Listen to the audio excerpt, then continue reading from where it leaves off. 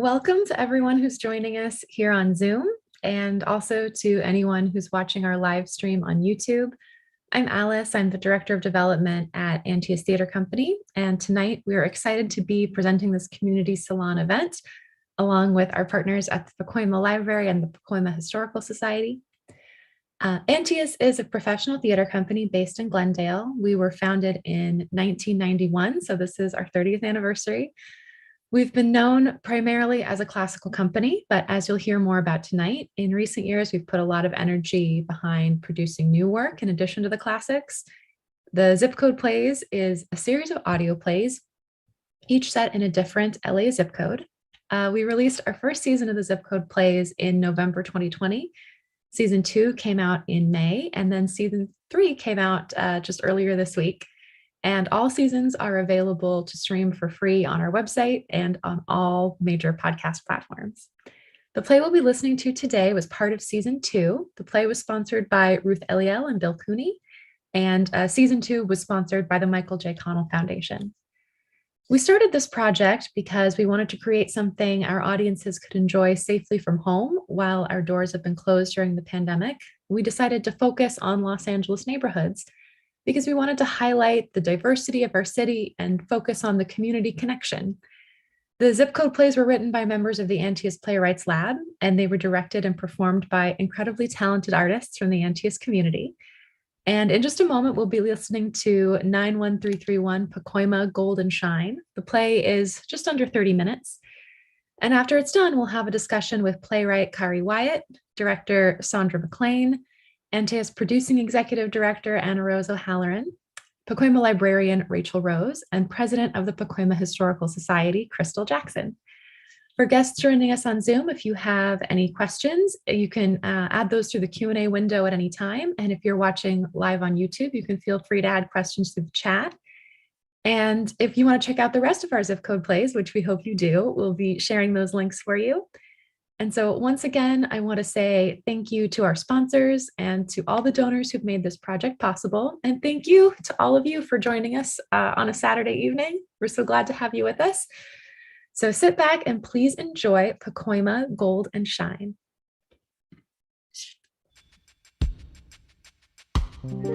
Hello and welcome to the Zip Code Plays, Antaeus Theater Company's collection of original audio plays exploring the vibrant and diverse neighborhoods of Los Angeles. I'm Ramón Ocampo, Antaeus Ensemble member, and I'm happy to be your host. We want to take a moment, as always, to acknowledge the Gabrielino Tongva peoples as the traditional land caretakers of the Los Angeles basin where this play was written, recorded, and located. Now, if you've listened to this show before, you know I say that line at the beginning of every episode. The reason is that as Antaeus celebrates and explores the varying communities of the LA basin, we want to honor the people who were here first, indigenous people, who typically did not use pan-tribal names, but rather associated themselves with the names of their home communities. Their descendants have adopted the names Gabrielino, Tongva, and Kizh. We encourage you to learn more about these people, along with the neighboring Chumash and Fernandinho Tataviam, who have been in this area for more than 2,000 years. That's a profound history. Today's episode takes place in one of the oldest neighborhoods in the northern San Fernando Valley. Its name originates from the Fernandinho language and means flowing waters, due to the large streams of water which flow through the area down from the mountain canyons. Playwright Khari Wyatt unleashes a storm of family revelations and haunting visions and altered realities in 91331 Pacoima, Gold and Shine.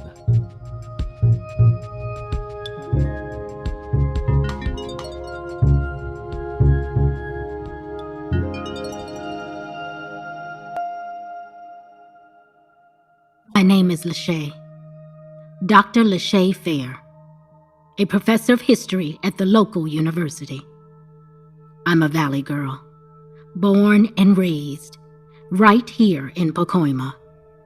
I never thought I'd see the day when I would be ready to give up everything I'd worked for, everything I'd ever known.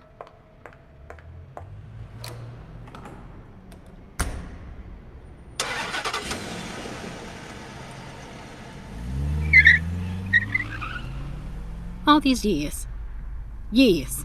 And this is what it comes to? I gave it all. Everything. I was loyal. How many times did I get other offers? Countless. So many fish in the damn sea, and you waste my time, my life. Loyal. Let's see how that goes. One way. I give. I don't get. I get screwed, lied to, over and over and over. Loyal. To me? Never was. I see it now. I see it. Used me up, and I let it happen. Let it happen.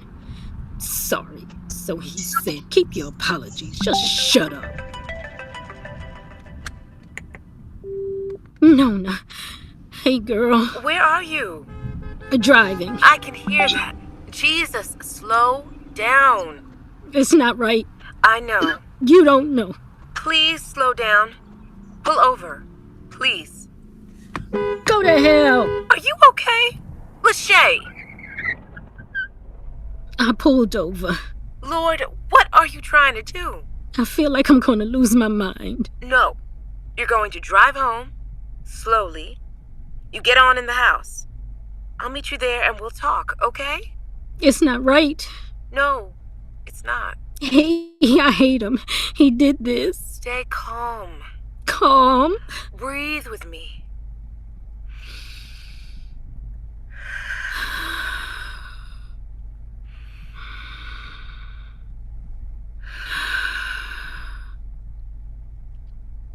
I can come get you. No, I can make it home. You sure? I promise you. I'll be there when you show up. I got back on the road, slower this time, until I finally turned down my street. Nona and I went back to high school, the kind of best friend everybody needs. I could count on her. She was right. Home, calm. That's just what I needed. Knowing I would see her soon helped me. Whoa, Dobie! Are you okay, sir? You in a hurry? I'm sorry, I didn't even see you. We're okay. Are you sure? I'm Sampson.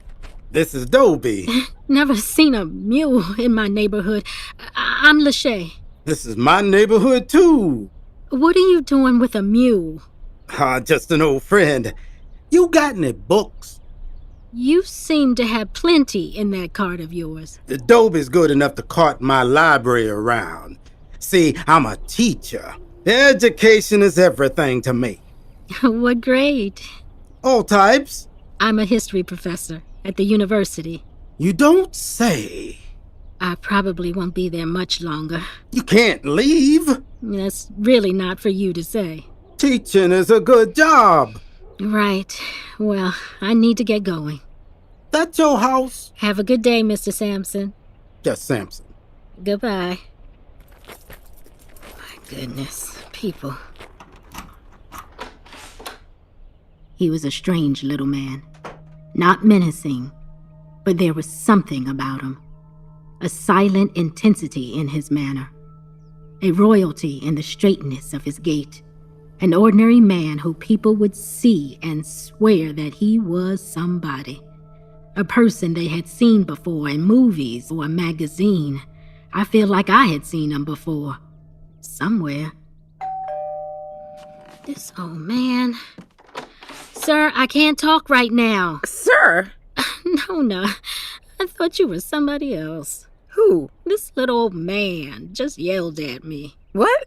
Where? Right out front, just now.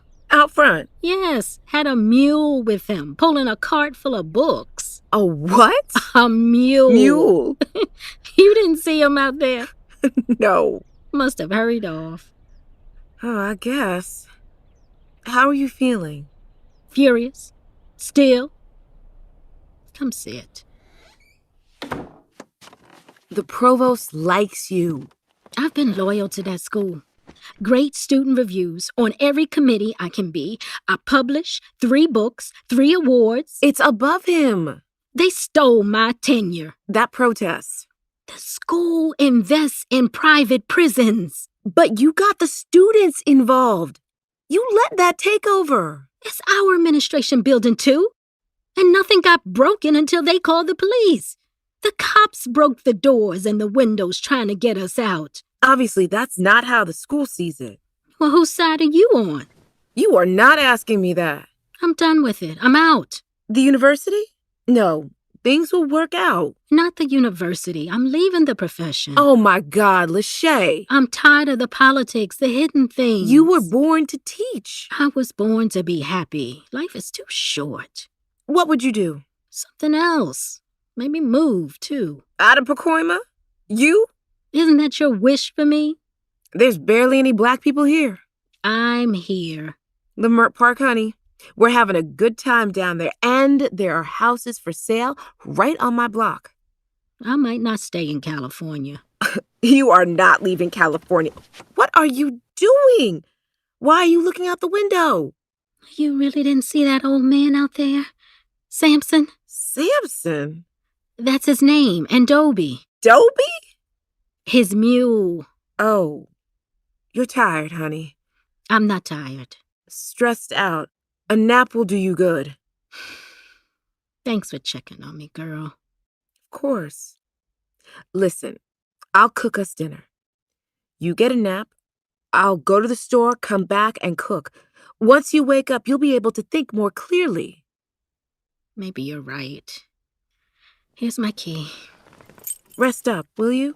I will. A good nap does sound good. Nona, I know you didn't lose my key. You got any books? Didn't mean to scare you. Mr. Sampson. Just Sampson. You did scare me. I'm sorry, ma'am. I was just coming back this way with Dobie. You're a teacher and all. Figured you'd have some old books laying around. Oh, wait a second. Easy, Dobie, easy. Here you are. Hey, this is your picture on back. I wrote it a few years ago. Wow, I never wrote a book. Well, it's never too late. Teaching, writing books, that's a right beautiful thing. I don't think you should quit, ma'am. I know you help a lot of folks. My employers don't seem to agree. Who cares what they say? Sampson, would you like to come in? Oh, no, I need to keep my eye on Dobie. Where are you from? Right here, Pacoima. Been here forever. You? My family's from here. That right. My grandpa settled here in the 40s, the Joe Louis homes. I remember those. Do you? Yeah. Soon as the laws changed for the better, a whole lot of us moved out. Not my family. Good. Leaving is like leaving history behind. Well, sometimes it can't be helped. Ma'am? I might be moving. No! His voice was a growl. His demeanor had changed. There was an anger around him, like I had personally offended him. Well, now I was offended. Don't you yell at me. I apologize for my tone. You certainly are a passionate man. Passion kept me alive until it didn't. What? I was shot once upon a time. Shot? Why? Mr. Tammy. He's the one that brought me out to California. You worked for him? He was my master. Excuse me? Brought me to California for the gold rush in 42. It's 2021, Sampson. I'm talking about 1842. 1842? In SoCal? No, the gold rush was up north. First gold was found out in Antelope Valley. Really? Sure you're a history professor? I am a history...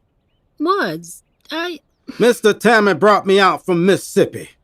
Wanted to strike his fortune. We'd shovel and move the earth with pickaxes. Open up the earth looking for that gold until my muscles were screaming for mercy. I could hear the noise. The shovels. The pickaxes. The grunts. The dirt and rock sifting. Shaking in pans of water. Why? Why could I hear it? It couldn't be, but it was. Like they were in the room with me. I must have been going crazy, losing my mind. Sampson, I'm tired. I was 16 when I ran away from him. I hid out right here in this area. Please, go away. Grew into a man here. Wasn't even called Pacoima yet. Almost 40 years teaching runaways and other people how to read. Shut up. That's when Mr. Tammy caught up to me. Move your foot. Shot me dead in 1887. This was our community too. You belong here. Get out! It's crazy. He's crazy. 1887. God, my nerves. I should call. I'm calling.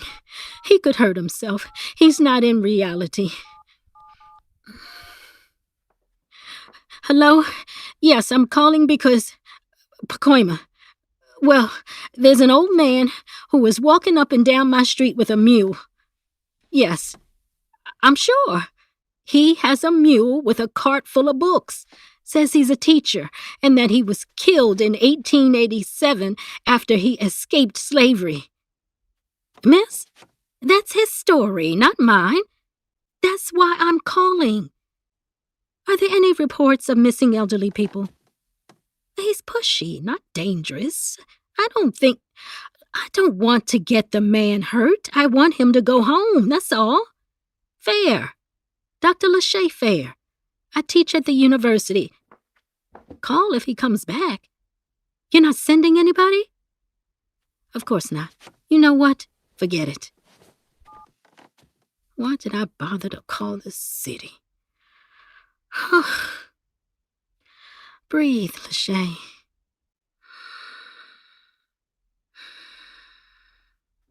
I need that siesta. I lay down for a nap. I prayed that Nona was right. I'd wake up and the world would be clear to me. My own thoughts would be clear. And there, deep in my sleep, no nightmares would come calling.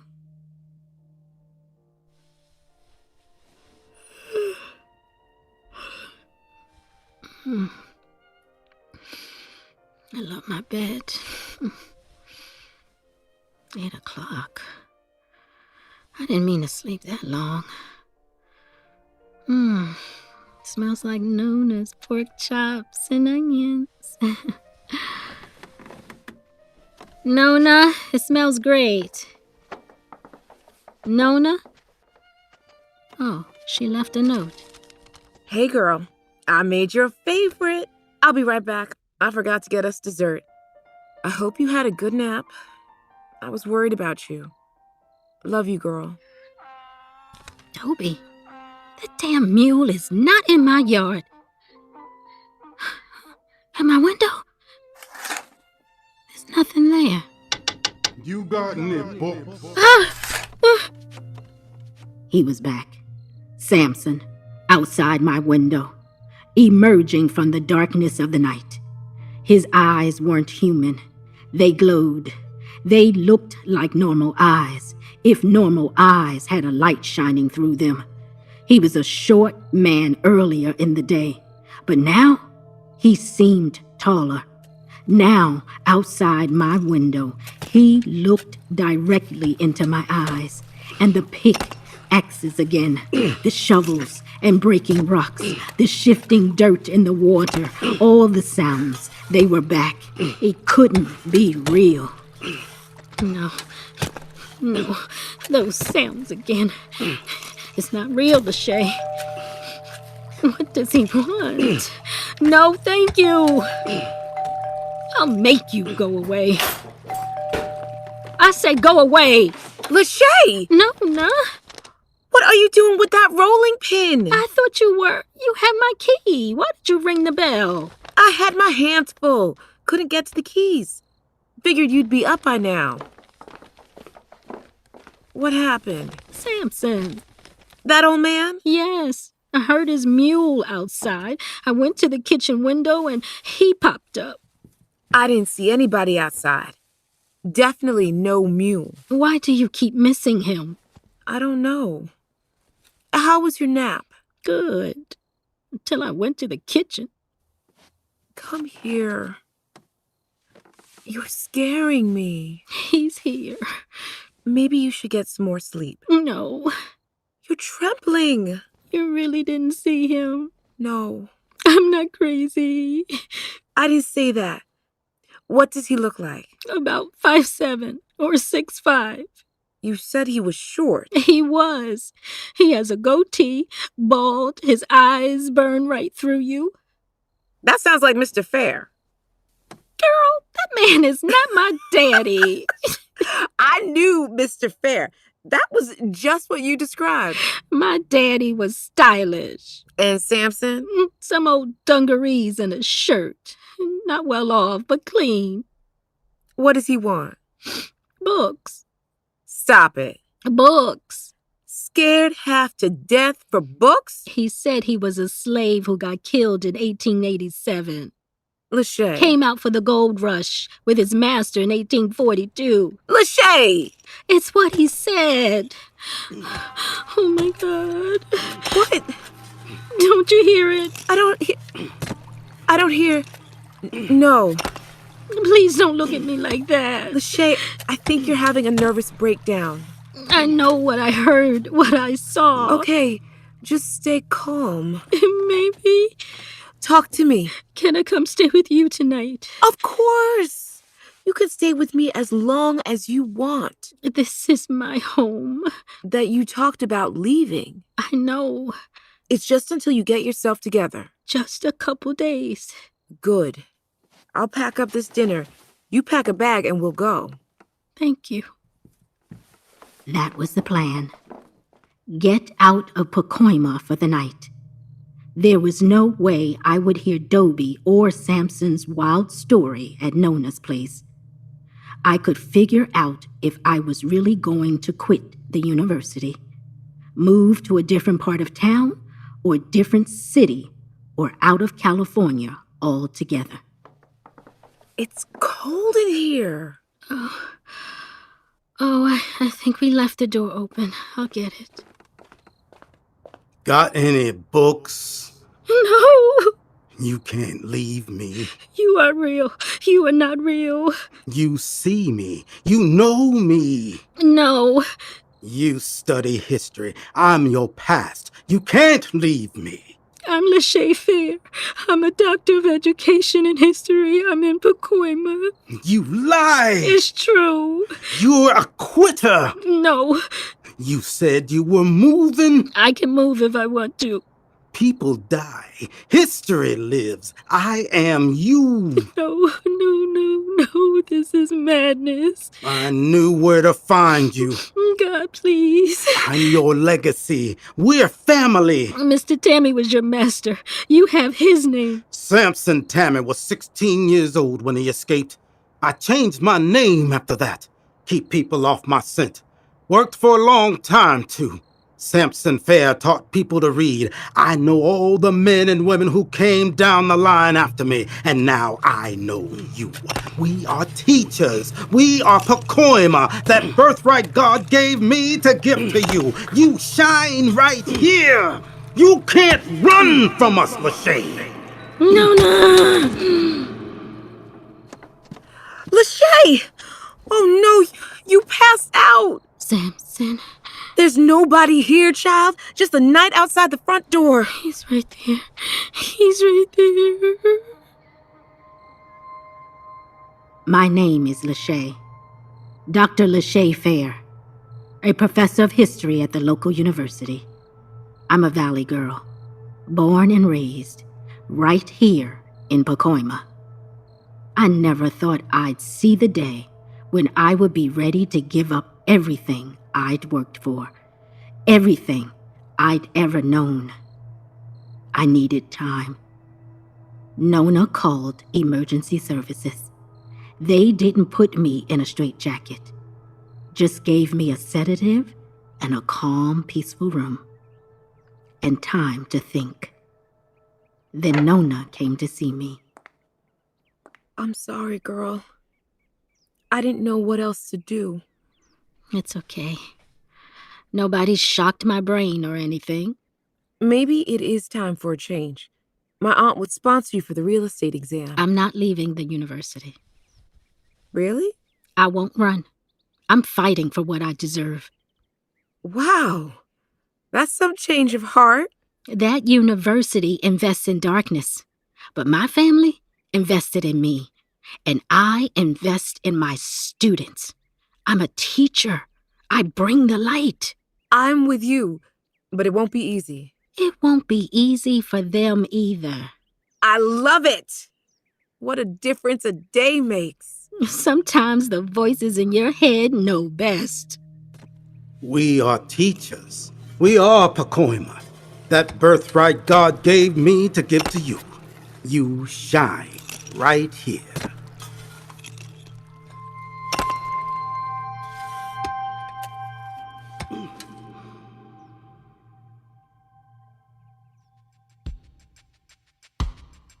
You've been listening to 91331, Pacoima, Gold and Shine. Written by Khari Wyatt, directed by Saundra McClain. Starring Tamika Katon-Donegal as Nona, Dale E. Turner as Sampson, and Karen Malina White as LaShae. Taylor Ann Cullen is production stage manager. Multi-hyphenate Jeff Gardner is our audio producer, sound designer, and Foley artist. Our original music is by Ellen Mandel with sound editing by Diego Tapia. The Zip Code Plays are sponsored in part by the Michael J. Connell Foundation. Antaeus Theater Company is an actor-driven ensemble that explores timely and timeless work, grounded in our passion for the classics. Our artistic directors are Bill Brocktrip and Kitty Swink. Our executive director is Anna Rose O'Halloran. Nicole Samsel is our unflagging director of operations. Additional production support by Jade Mujayas. Special thanks to our founding artistic directors, Lillian Groag and Dakin Matthews, for your original vision. For more information about the Zip Code Plays or to support Antaeus, please visit our website at zipcodeplays.info. While there, check out the original illustrated maps of each of our zip codes created by artist Cynthia Jaquette.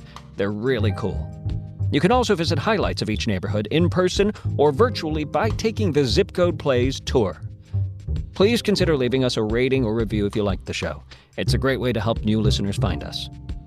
If you're looking for more great theater in LA, check out our colleagues at Native Voices.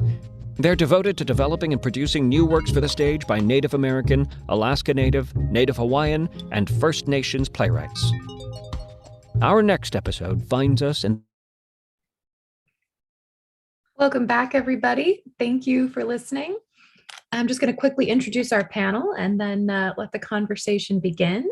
We have with us playwright Khari Wyatt, director of the play, Saundra McClain. We have our producing executive director, Anna Rose O'Halloran. And then we have our guests, Rachel Rose, Pacoima Librarian, and Crystal Jackson, who is president of the Pacoima Historical Society. So welcome back, everybody. Great. Thank you so much. I just wanted to start by saying how fun it was to revisit season 2, because we have been so immersed in season 3. As Alice mentioned earlier, we just released season 3 of the Zip Code Plays this week. So I hope you all enjoyed listening to this play about Pacoima. Please put any questions that you have in the chat and we will get to those as time permits. But to kick us off, I wanted to start with Khari. So this was the second play that you wrote for the Zip Code Plays. Your first was 90011 South Central Los Angeles. And maybe you could just talk a little bit about why you decided to write this play and why you set it in Pacoima. I set it in Pacoima because I had read that Pacoima was one of the only places in the valley, in the San Fernando Valley, where Black people could live. There was a lot of sundown towns in the San Fernando Valley and other places in the area. But Pacoima was one place where Black people could actually live. And then I wanted to incorporate other things into that, which is the private prisons and universities. And the gold rush came to me, and I actually did a little research and found that the first gold was found in the area. And then from there, I found that slave masters from the South would come out here with their slaves, or at least a few slaves, and try to strike their fortune. And a lot of those slaves wound up running away and forming little communities in different places of California. So I wanted to take all that history and meld it together and create this story. Great. Saundra, Antaeus' mission is to produce timely and timeless works. And I think that this play really is an epitome of that. Can you talk a little bit as the director, what you want audiences to walk away feeling or thinking about this play?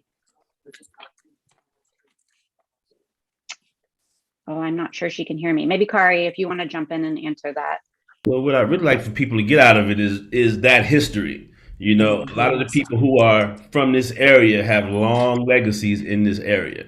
Like they are descendants of people who have been here for almost a century or more. You know, it's not by accident that people are where they are. And Pacoima is a place that has a really, really long history in California and in Southern California specifically. And so I want people to get that out of it, but I also want people to really look at the universities and colleges in their area and what they're really into. Like I'm an alumnus of Columbia University in New York. I went to grad school there. And they have a whole department dedicated to investments. And at one point, several years ago, they invested in private prisons. So schools aren't just about teaching and educating topical subjects. They're also money-making endeavors in their specific ways. And the things that they are investing in, you might not agree with. So just to be vigilant about the things that are going on around you in terms of your locale, the people who live there, the history of those people, and also the universities in your area. Great.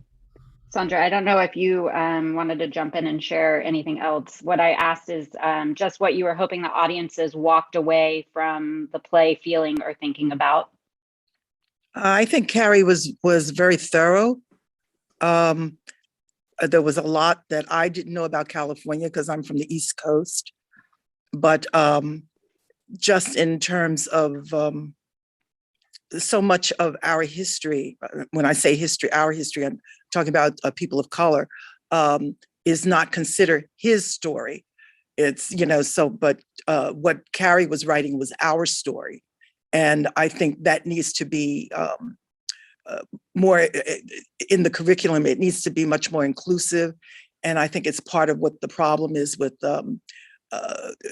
conservatives fighting against the critical race theory, that they don't want to open it up so that people get the whole picture. And we need to get the whole picture so that we can really all become one nation under God. You know, right now we're somebody else's nation and the rest of us are just hanging in the sidelines. And it's not fair because we've all built this country. Thank you.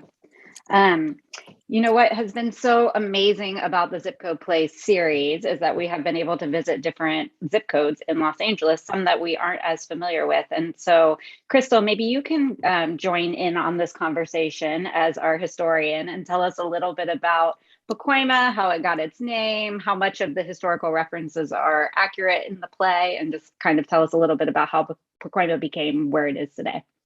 Well, I'll say this. I was born in Pacoima, and my family first migrated in the 30s to actually went to North Hollywood, but spread out into Pacoima. So I found that history really interesting. I'm really glad Khari decided to target Pacoima because this history is so rich and deep, and it crosses all kind of nationalities and cultures that people don't know about, because it was the unofficial minority town of the San Fernando Valley. And it does have a deep Black history that was actually about to be lost.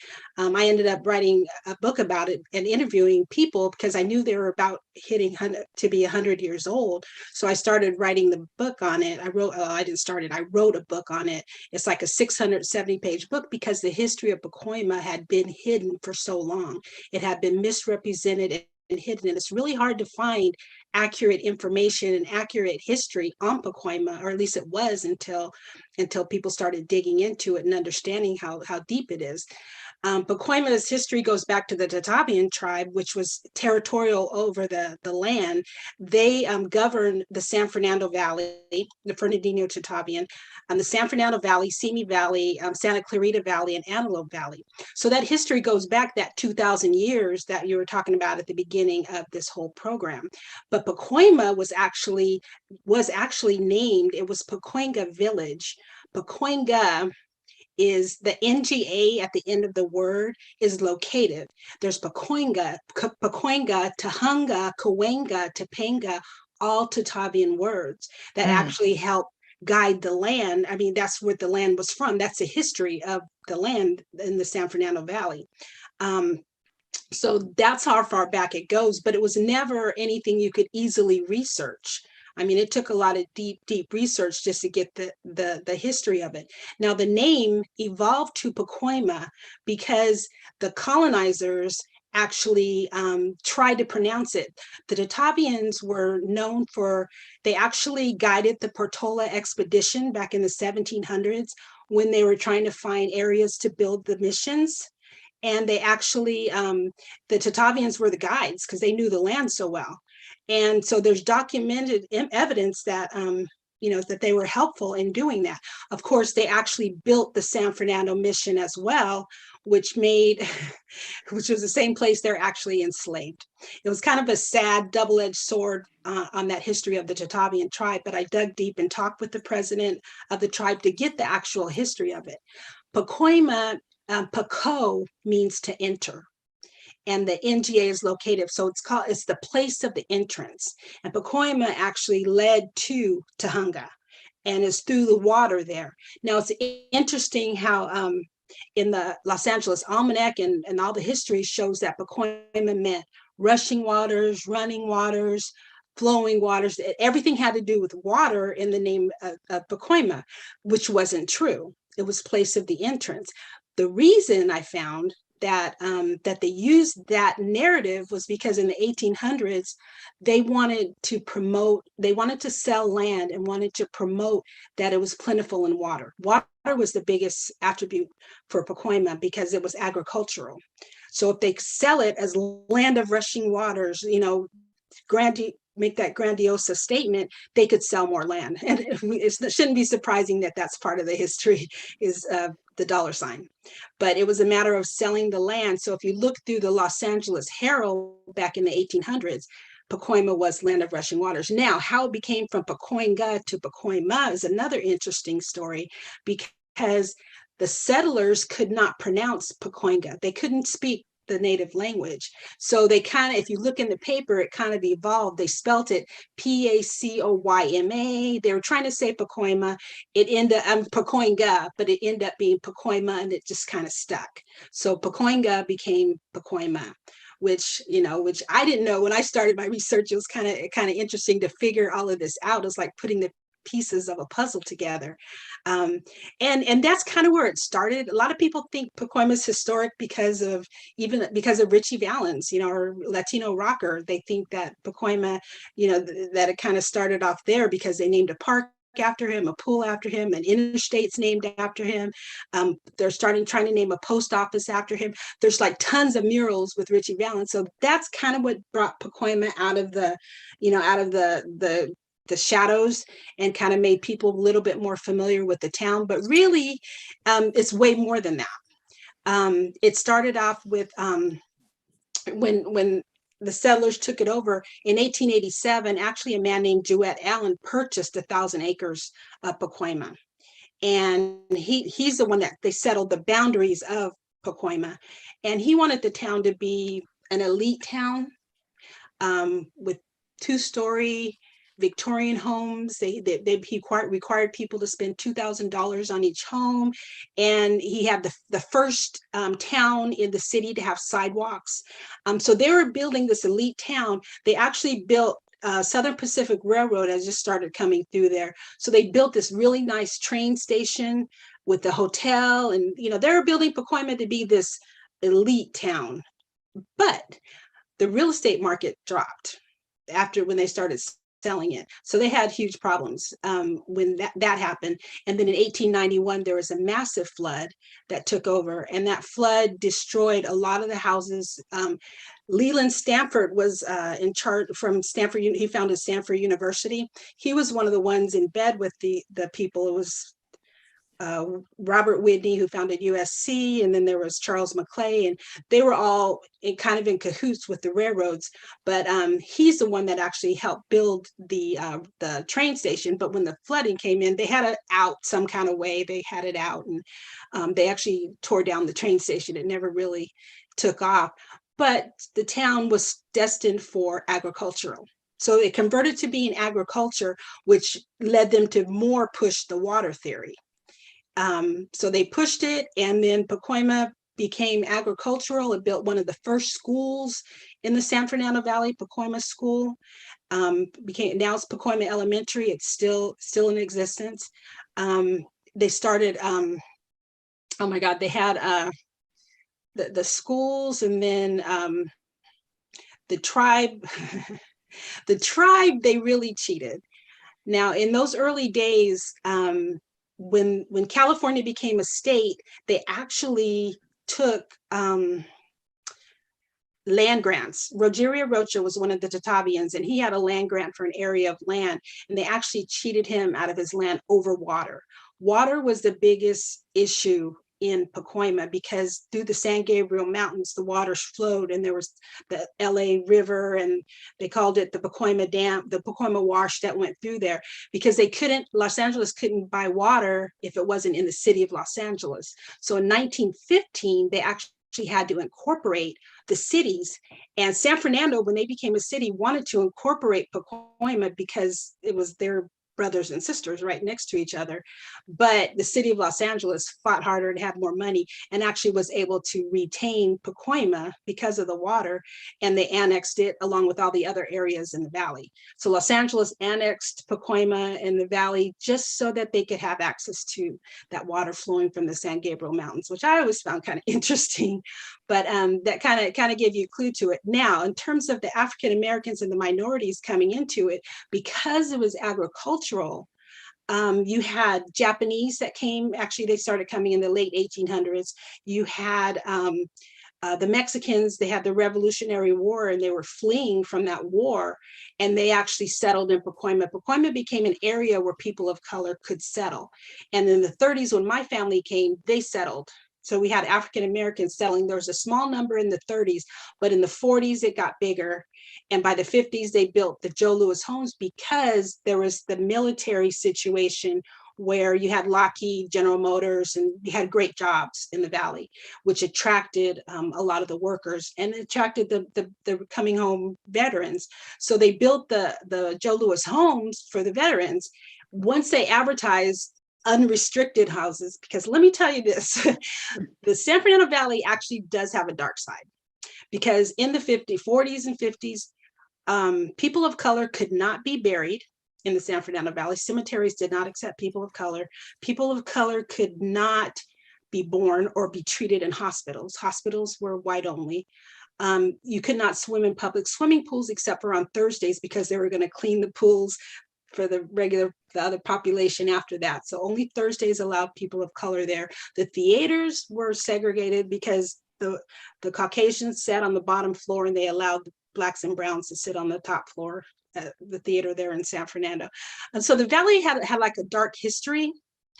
But I'm gonna tell you, when the Blacks came into it, they fought to fix that distinct problem that they had. And they started from day one in the 50s by first starting a chapter of the NAACP. They started at NAACP. They started fighting for housing rights. They started fighting for civil rights off the bat. And because of that, I mean, let me step back a smidge. The valley grew in both Japanese, Mexican, and Blacks, but Pacoima became predominantly Black in the 60s and 70s. It was 75% Black. And it was that era that really took the history that was really important to be preserved, because of all the things that they did.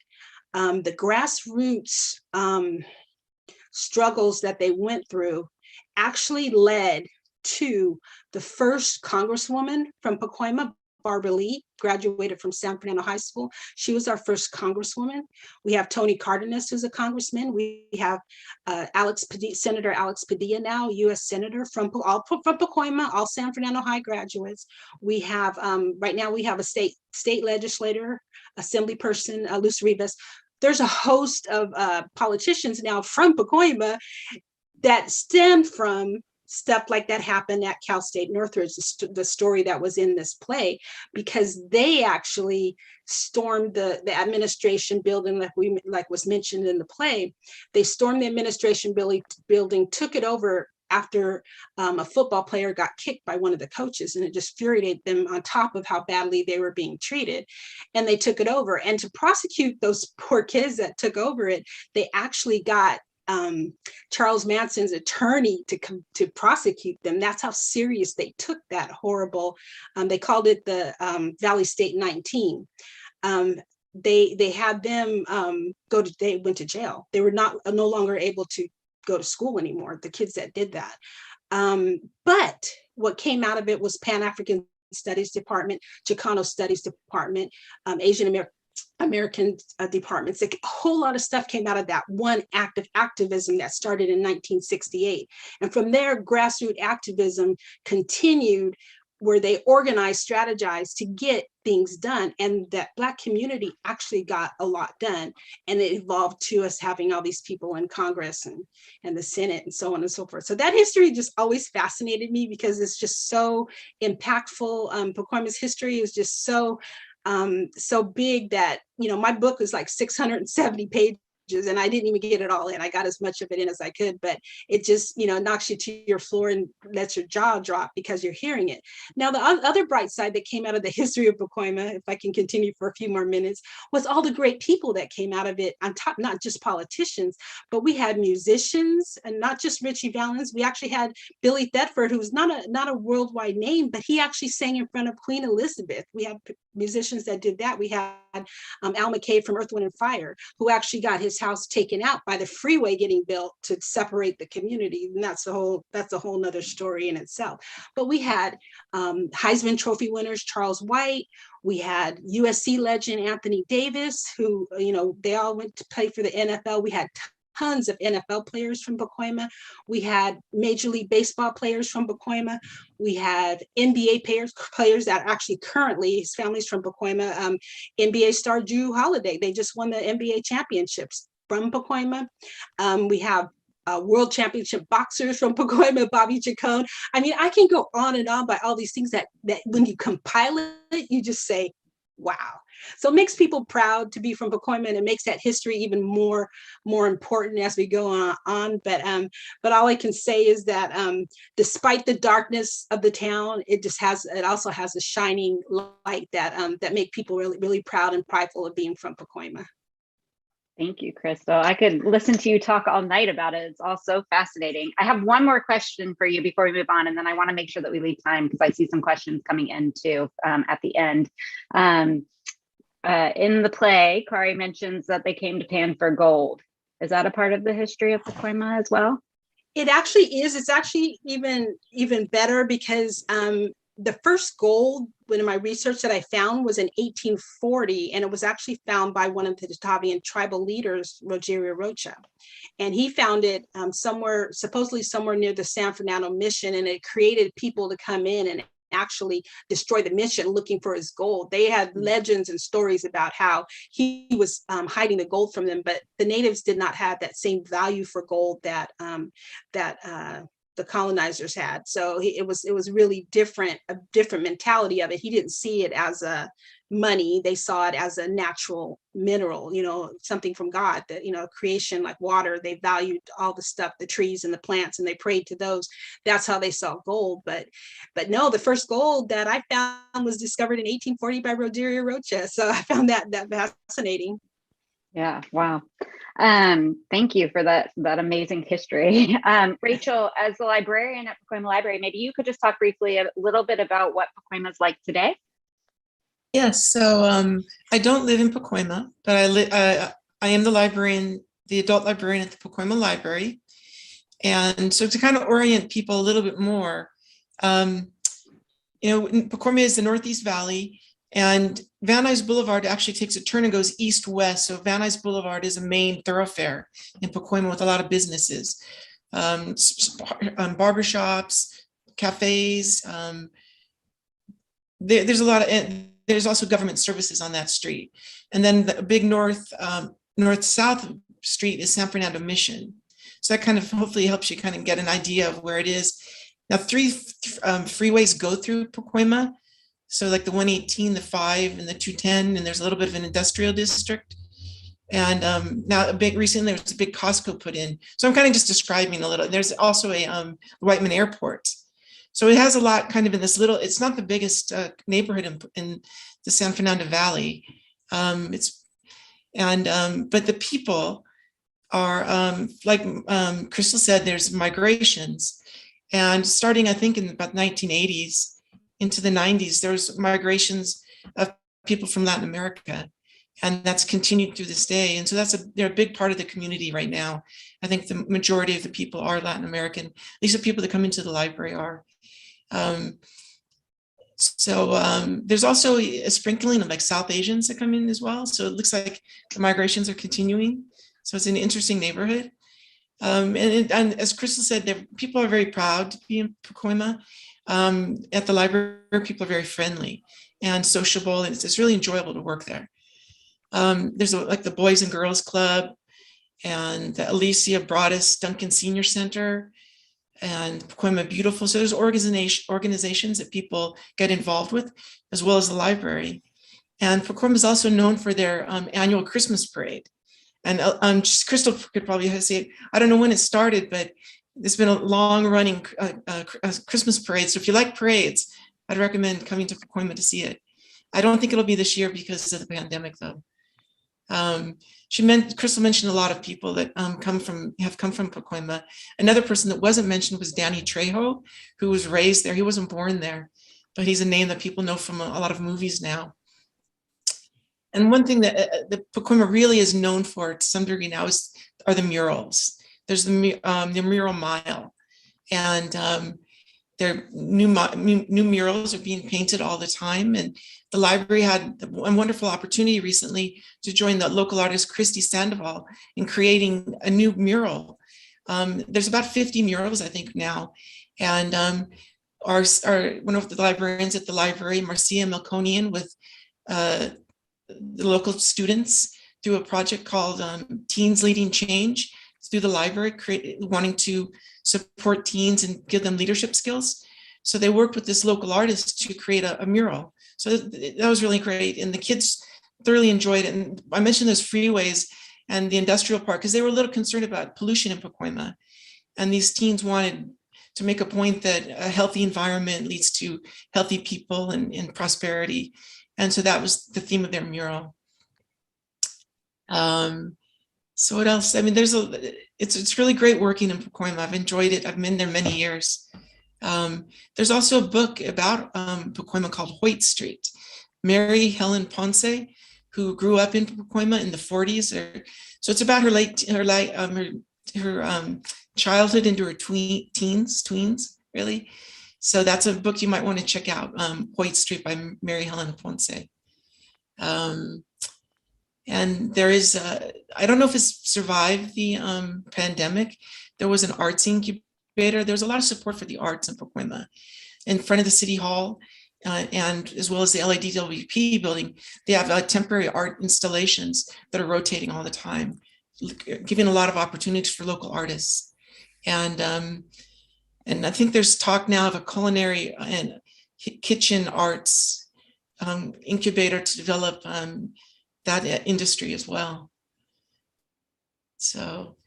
And I know when we spoke the other day, you said that the Pacoima Library had a large digital collection. Do you just want to speak about that briefly before we hop into that Q&A? Kind of shifting gears into the library. So Pacoima is one of 72 branches in the Los Angeles City Library System. And there's also the Central Library. The library in Pacoima, you can find it in the 1920s city directories. And so it's been there since the 1920s, it looks like. Our new location was picked in 1962 when the branch opened, and it was rebuilt in 2002, just a little background there. We are currently open. So I just want to throw that out to people to encourage you to visit your libraries. If you're concerned about the pandemic, I understand that. But you can get if you don't have a library card, you can actually get an e-card right now at our website, which is lapl.org. And if you didn't get it, just search Los Angeles Public Library in your favorite browser and you'll find our website. So with your e-card or your physical card, you can get all kinds of services from our library. So I sort of trying to, let me just get a glass of water, I'm sorry. No worries. So one of our big services right now are e-media. We have books, audiobooks, magazines, newspapers, movies, TV shows, all kinds of digital offerings. So you don't even have to leave home now to get library services. We have databases that you can use with your library card, over 200 databases, business, health, education, government documents. We have the map collection. So all of these are available with your library card. And if you do a little exploring on the website, I think you can find it pretty quick. If you have any questions, you can always call a local library and we'll be glad to help you out. You can learn a language on the library's website. We have a partnership with Mango Languages. I was learning Spanish recently, so I'm working on that. And we also have a digital portal called Tessa. And it's named after one of the first city librarians. And in Tessa, you have all these really nice digital collections that you can just browse and learn a lot about the local history. There's the LADWP a photo collection. There's a general photo collection, movie posters, actually menus from restaurants in the LA area. So it's really diverse. There's fashion photo plates even. So it's quite big and it's really fun. We have a YouTube channel. So you can check out the library on YouTube, just searching Los Angeles Public Library. We have more than just story times. We've got some STEM programs, STEAM series like LA Made, which focuses on LA artists and performers. And we record all kinds of those programs and you can stream them. So to help you find events, we do Zoom events as well. And you can search our calendar of events and find all kinds of wonderful programming still. Let's see what else I should tell you about. Well, one of the events that we're doing right now is called the Winter Reading Challenge. And so you read books and do 5 activities and you complete the challenge. You can sign up online or in the branches. And you can win prizes from the library store downtown. In the Central Library, there's a library store with some really interesting products that help support the library. And those are the prizes for the challenge. So in the Pacoima Library, I don't want to leave out, we do have 2 book clubs. And we have a general, we have a mostly fiction book club. And we also have a health matters book club.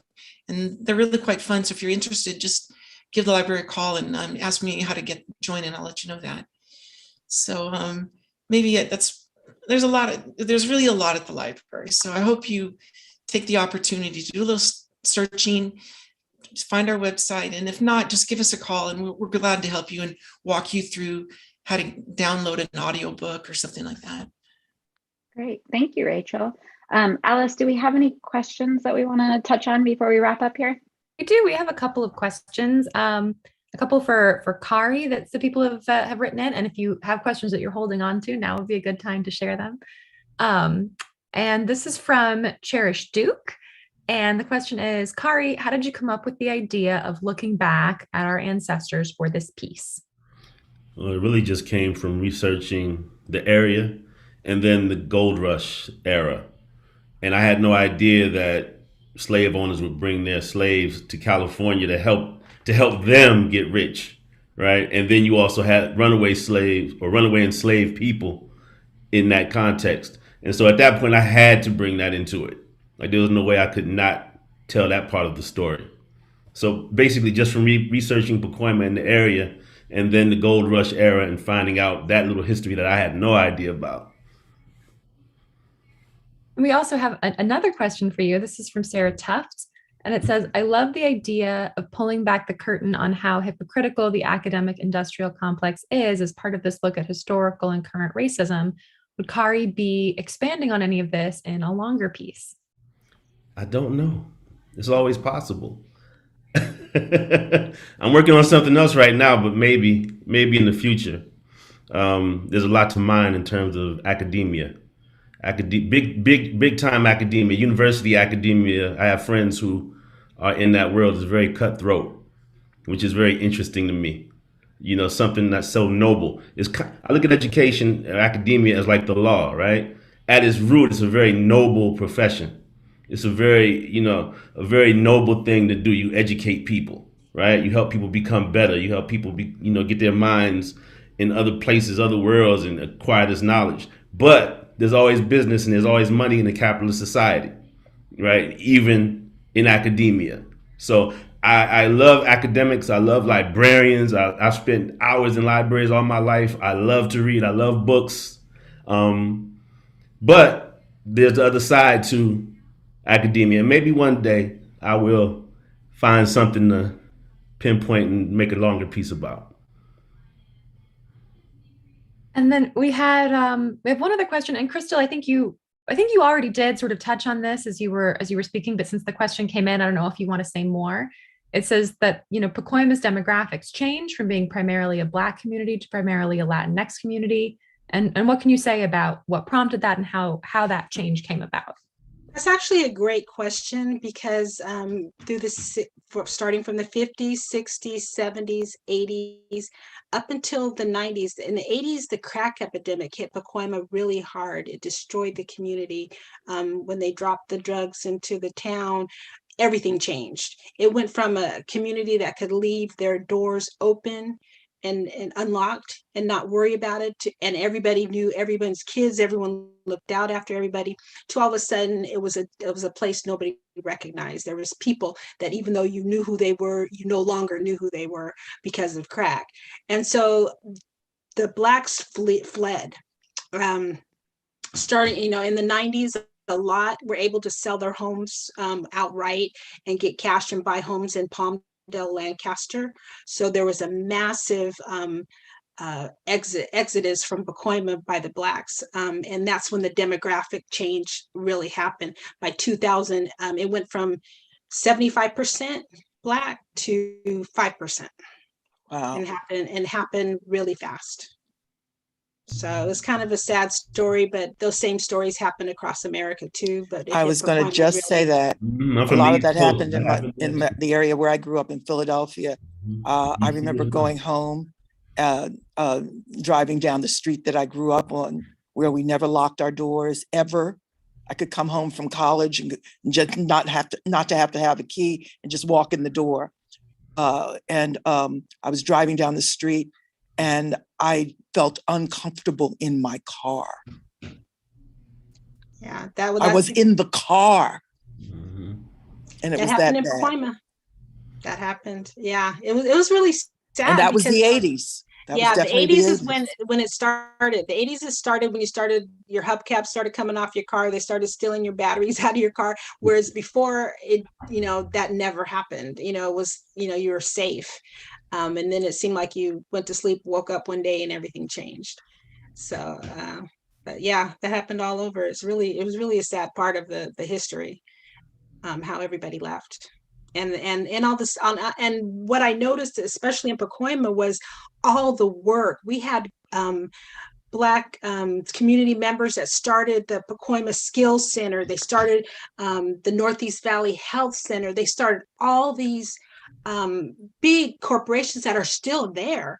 They started them, but they got zero credit for it. None until I had to tell people who started this stuff. The Pacoima Skills Center actually went. They got so big that it moved from a little smaller street on Louver, which was basically a residential street. They moved it to Van Nuys Boulevard, which is, like Rachel mentioned, was the main boulevard. Then they ended up moving. It became a part of LA. Unified adult education. They moved it to Sun Valley. So the same organization that was started by this small community people to help teach skills, and they were written up in the paper on being the cause of the job rate going up. Employment went up because of this organization, and now it's just like in the dust somewhere else, and no one's, no one in the community gets credit for it. And so, and they had the Boys and Girls Club, like Rachel mentioned, and there's the Broada Center, which started as a senior citizen center. There's so many things that the African American community did to build that town. And then when everyone left, the whole history just kind of went under the rug. And, nobody really knew anymore. Well, this is here, but how did it get there? Nobody knew. So it's kind of sad, but it got uncovered and published. So it's researchable now. And so far, I think that's all the questions we have from the audience. So I'll hand it back over to you, Anna Rose. Great. Thank you so much to Crystal and Rachel for joining us, and Khari and Saundra for being here this evening. Alice, I guess we're going to go ahead and wrap up. Isabel's sticking some information in the chat for everyone, but please be sure to check out all of the zip code plays if you haven't heard them, and especially our season 3 zip code plays. And then we also have corresponding tours for each of the plays that goes into, not as well as Crystal has done this evening with us, but a lot of the history. And you can kind of go on a self-guided tour of Pacoima and check out the murals that Rachel was sharing earlier. Thank you all, and have a wonderful evening. Thank you. Thanks.